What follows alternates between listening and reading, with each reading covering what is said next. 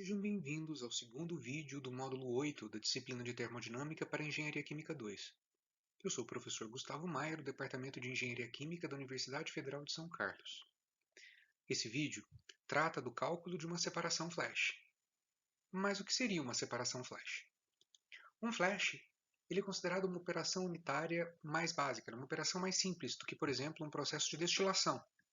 Mas a ideia é a mesma. Ela consiste no fato de que nós desejamos separar um componente de uma mistura binária, por exemplo, ou ternária, não importa o número de componentes, mas em especial há o desejo de se remover um desses componentes desse sistema, e se ele for o mais volátil, ele pode ser removido na fase vapor, que posteriormente será condensada. Então, do que se trata então essa operação? A evaporação flash, ou evaporação parcial, como é o nome que também ela pode ser conhecida, é um fenômeno que ocorre quando um fluxo de um líquido saturado passa por uma redução de pressão, às vezes através de uma passagem por uma válvula de estrangulamento ou um outro dispositivo de estrangulamento qualquer.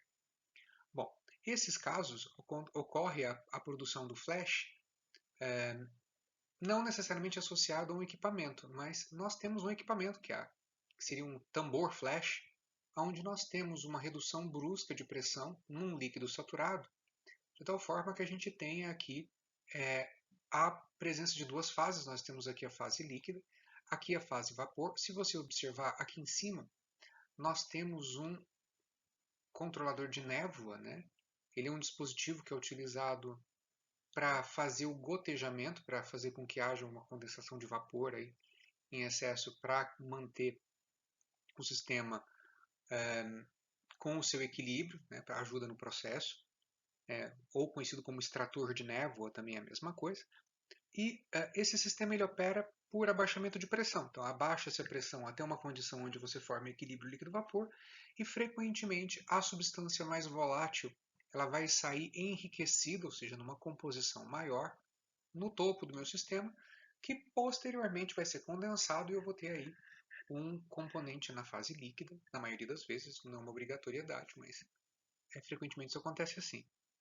Nesse caso, pode ser que você obtenha o flash sem exatamente a necessidade de passar por uma redução de válvula ou um estrangulamento. Existem câmaras que elas são a vácuo e você não necessariamente precisa passar por um estrangulamento para que você tenha a formação de uma separação flash.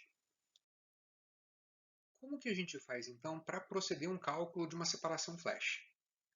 Vocês vão observar que uma das características interessantes de algumas operações unitárias é que para que você consiga calculá-la, para que você seja capaz de realizar essa operação, a gente utiliza tanto balanços de massa e energia como conceitos de equilíbrio termodinâmico. Então, um cálculo de flash não é diferente, né?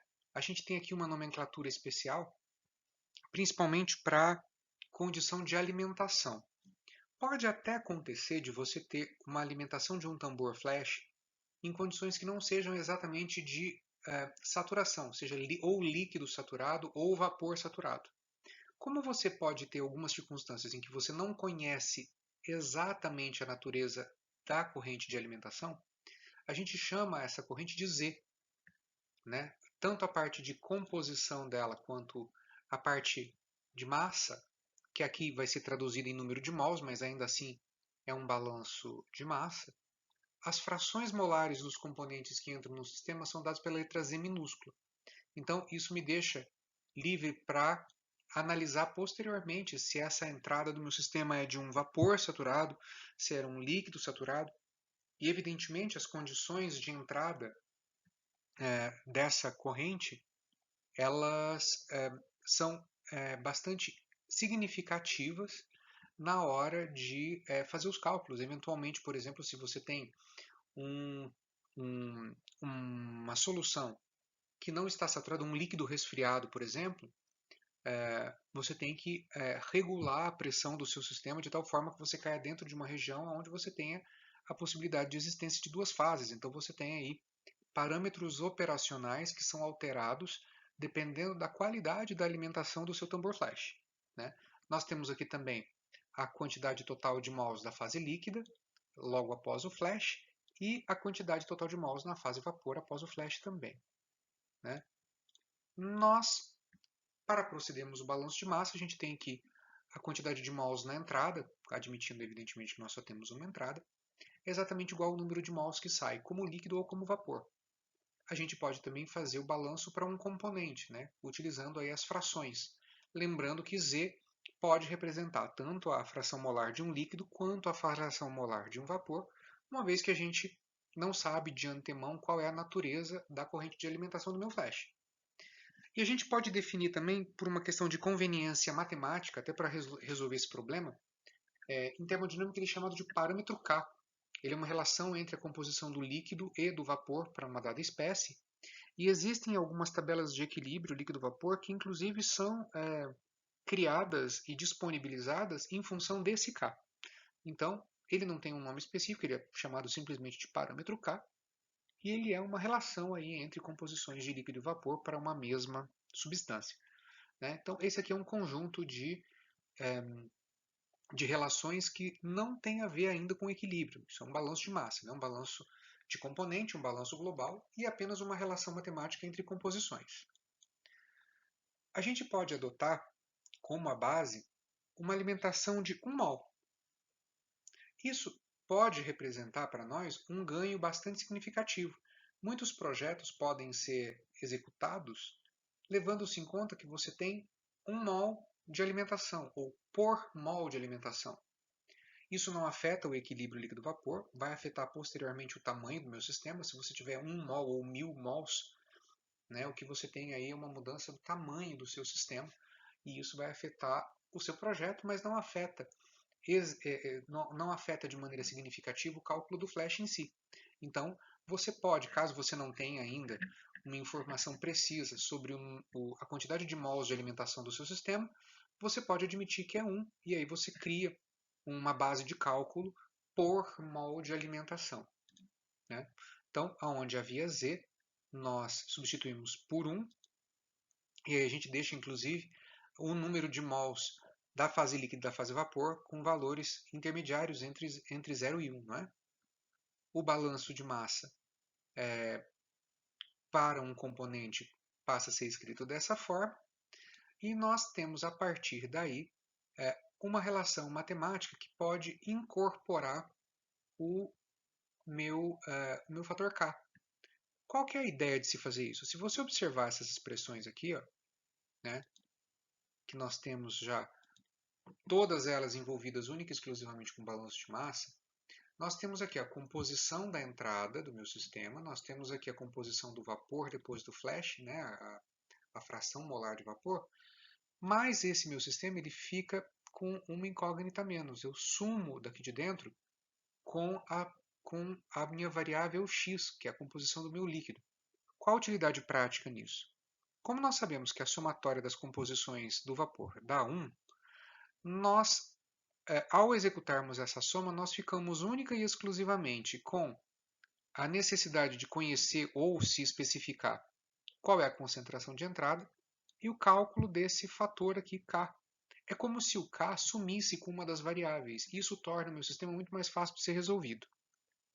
É claro, ele poderia ser resolvido sem a presença do fator K? Evidentemente que sim, mas isso facilita bastante os nossos cálculos. E não é nenhuma novidade, é apenas uma aglutinação de propriedades. Próxima etapa nossa é justamente pegar o balanço de massa do meu sistema e estabelecer uma relação com o equilíbrio termodinâmico que a gente já conhece. O que a gente vai fazer aqui então é um exemplo de como calcular uma operação de flash. Vamos imaginar então que a gente tem um sistema de acetona e acetonitrila e nitrometano. Nós temos aqui pela primeira vez um cálculo de um ternário. Esse sistema se encontra inicialmente a 80 graus Celsius e ele está a 110 kPa. Ele tem uma composição global distribuída da seguinte forma. Lembrando que a parte de distribuição global, pessoal, é a minha composição da minha corrente de entrada. Né? Nós temos aqui a composição global do meu sistema, né? Que é a minha alimentação. Então nós temos aí da substância 1, 0,45, da substância 2, 0,35 e da substância 3, 0,2. A gente vai considerar válida a lei de Raoult, nesses casos. Então eu quero saber qual é o número de mols da minha corrente de líquido depois do flash, da minha corrente de vapor e as respectivas composições do líquido e do vapor. As pressões de saturação dessas espécies a 80 graus Celsius são dadas, né? Aqui não precisou nem da equação de Antoine, os valores da pressão de saturação já está dada. E aí nós precisamos proceder com a solução. O que é a primeira coisa que a gente precisa fazer quando a gente tem um cálculo de flash? Se você observar, o problema, ele deu para você a temperatura e a pressão, certo? Acontece que essa pressão não garante que a gente tenha a possibilidade de executar um flash, né? A pressão do meu tambor, do meu sistema, nesse caso, ele não é exatamente um vácuo, né? 110 kPa é um pouquinho acima da pressão atmosférica normal. Eu preciso verificar se nessas condições eu tenho a presença de equilíbrio líquido-vapor aqui. E veja, eu tenho um ternário, eu não tenho mais como representar isso aqui num diagrama binário como a gente está acostumado. Então, o que a gente faz? A gente vai verificar se existe essa condição calculando, antes de mais nada, a pressão do ponto de bolha e a pressão do ponto de orvalho. O que é isso? A gente vai imaginar que essa composição que está dada aí, essa 0,45, 0,35, 0,20, inicialmente ela é inteira líquida, para calcular uma pressão correspondente ao P-ball. Ou seja, a gente vai fingir que esses Zs, na verdade, são X. E a gente vai proceder a um cálculo de pressão, é um cálculo de pressão a uma temperatura conhecida, a gente tem a temperatura de 80 graus Celsius, que vai ser devidamente convertida para Kelvin, e nós vamos admitir que essa composição toda aí, ela é um líquido, ou seja, eu estou admitindo que o meu sistema está na fase líquida, por isso que é um ponto de bolha. Em seguida, eu vou verificar qual é a pressão do ponto de orvalho, considerando que esses Zs valem Y. E para que eu vou fazer isso? Porque ao calcular as pressões extremas, ou seja, entre todo mundo sendo líquido e todo mundo sendo vapor, as pressões entre essas duas determinadas permitem a existência de equilíbrio líquido-vapor. É claro, pessoal, isso é relativamente facilitado pelo fato de que esse sistema obedece à lei de Raoult. Nos casos em que o sistema não obedece à lei de Raoult, eventualmente são necessários cálculos adicionais, porque nós podemos ter pressões no sistema que permitem equilíbrio líquido-vapor acima das pressões de saturação dos componentes puros. Mas é preciso analisar, então, quais são as pressões, né, na temperatura dada, qual é a pressão que permite que esse sistema seja inteiramente líquido e a pressão que permite a esse sistema ser inteiramente vapor. A gente vai, então, continuar o nosso exemplo, partindo do princípio que o meu sistema ele está inteiramente como um líquido. Né? A gente vai calcular lá a pressão dos pontos de bolha. Se você se recorda, isso é um procedimento bastante simples para você, nós já fizemos esses cálculos em outros vídeos. A pressão do ponto de bolha ele é uma somatória de xi, p e sat. Obviamente aqui não aparece o coeficiente de atividade, porque nós estamos num sistema que supostamente obedece à lei de Raoult. Como nós estamos admitindo que os nossos Zs sejam líquido, a gente escreve essa expressão já com conhecimento dos valores de x1, x2, x3. P1 sat, P2 sat e P3 sat também são valores dados. Né? Nós calculamos aí então um valor de ponto de bolha. Observe que eu estou substituindo aonde tem x, eu estou substituindo os valores correspondentes de z. Eu estou admitindo isso aqui, pessoal, é a análise da alimentação de entrada. Não estou fazendo o cálculo do flash ainda, é só para verificar se essa pressão que a gente impôs permite a formação de equilíbrio do vapor. Nesse caso, nós temos uma pressão do ponto de bolha de 132,40 kPa. O que isso significa? Isso significa, pessoal, que se esse sistema fornecido no nosso exemplo estivesse a uma pressão de 132,40 kPa, todo mundo ia ser líquido. A gente não teria equilíbrio líquido-vapor, não. A gente teria uma mistura de 3 componentes, todos na fase líquida. A gente agora vai fazer a análise admitindo que essa alimentação nossa é um vapor. Então, lembrando que o cálculo da pressão de orvalho é dada admitindo que os Zs são Y, ou seja, eu estou fingindo que ele está inteiro na fase vapor, e eu quero ver qual pressão eu teria que impor nesse sistema para ele evaporar inteiro. A gente vai substituir aqui valores conhecidos, todos eles já são dados, e nós chegamos a uma pressão de orvalho de 101,52 kPa. Note que interessante. A pressão que faz com que todo mundo aí seja líquido e a pressão com que faz com que todo mundo seja vapor, elas estão exatamente no intervalo que compreende a pressão do meu sistema, que é de 110 kPa. Então, qualquer coisa entre 101,52 e 132,40 vai permitir, sim, a presença de equilíbrio líquido-vapor. Então, eu posso realizar um flash. Então, partindo do princípio que eu posso realizar o flash, agora, que eu tenho certeza que ele é possível, agora sim eu vou calcular as minhas composições. Antes de mais nada, pessoal, a gente deve, obviamente, calcular os valores de K. Fala, nossa, mas eu não tenho nem a composição do vapor, nem a composição do líquido. É verdade, mas você vai descobrir agora por que, que os valores de K são tão interessantes para nós. Né? Eles vão ser facilmente calculados porque a lei de Raoult é válida. Se a lei de Raoult é válida, nós temos aqui que a relação entre y e x ela é PI sat sobre a pressão do sistema. Os dois dados são fornecidos. Eu até deixei um apontamento aqui, mas e se a lei de Raoult não fosse? Bom, pessoal, se a lei de Raoult não fosse válida, ao invés de nós termos o K representado dessa forma, a gente teria um gama, teria gama I P sat sobre P. Quais são os inconvenientes?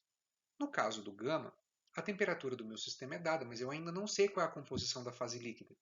O que nós devemos fazer nesse caso?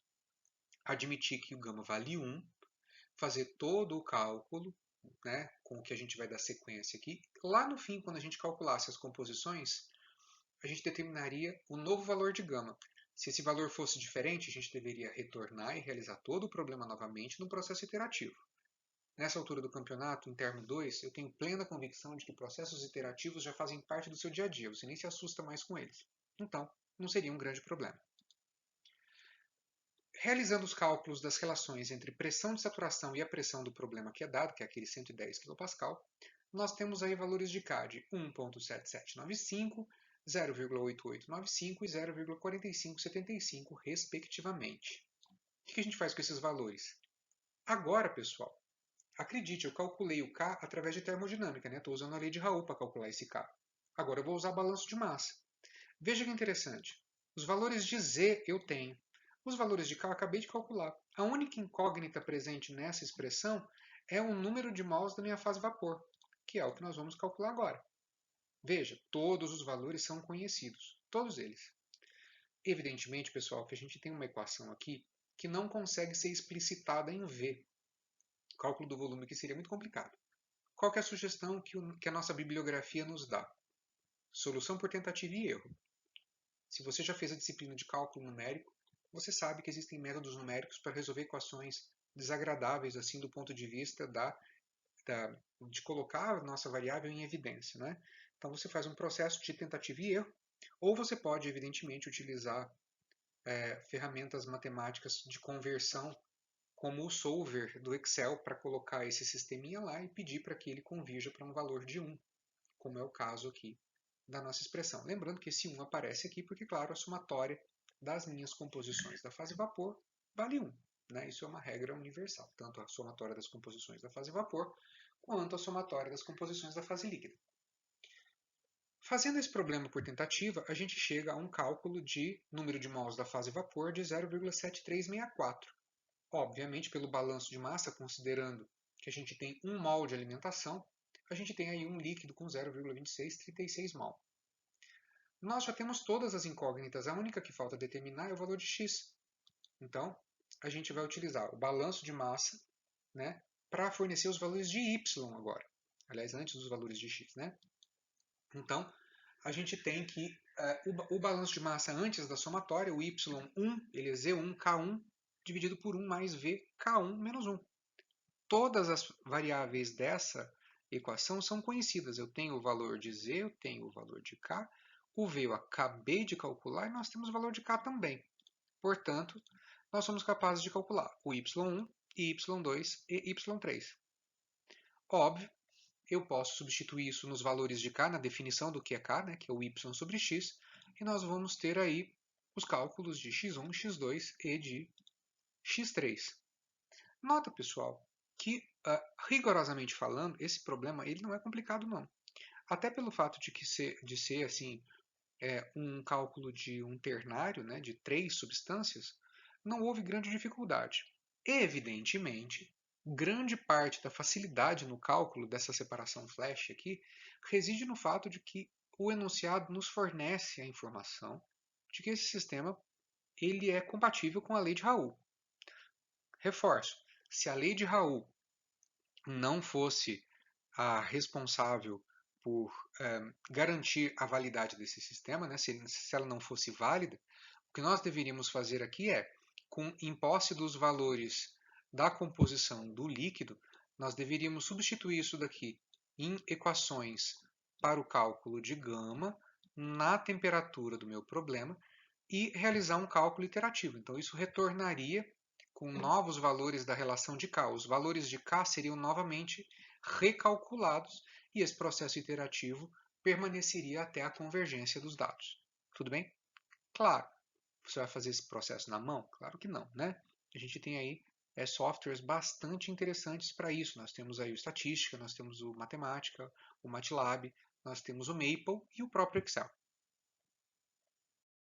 Essa é a nossa bibliografia básica, conforme a gente já vem tratando ao longo dos vídeos. Eu espero que vocês tenham gostado de ter um contato relativamente aplicado da termodinâmica, né, para um processo industrial legítimo, né, não é um exemplo aleatório. Cálculos de flash realmente existem na indústria química e eventualmente você pode se deparar com um deles. Isso acaba sendo um preparatório para os cálculos de condições de equilíbrio, onde você tem torres de destilação, lá em operações unitárias 3. Evidentemente que o cálculo lá é muito mais sofisticado e muito mais elaborado do que simplesmente um cálculo de uma separação flash. Até porque, no caso das torres de destilação, a gente não opera com um abaixamento da pressão, a gente opera com um processo a pressão constante e o que varia entre os pratos de equilíbrio dentro de uma torre é a sua temperatura, via de regra. Mas, é claro, a gente sempre parte do mais simples para o mais complexo e a gente apresenta aqui nesse vídeo, então, o cálculo de uma separação flash. Eu espero que vocês tenham gostado. Postem suas dúvidas. Tirem suas dúvidas comigo sempre que possível. Não guarde nenhuma dúvida com você, porque isso acaba virando uma bola de neve. Estarei sempre à disposição para os que precisarem de mim. Vejo vocês num próximo módulo. Um grande abraço a todos.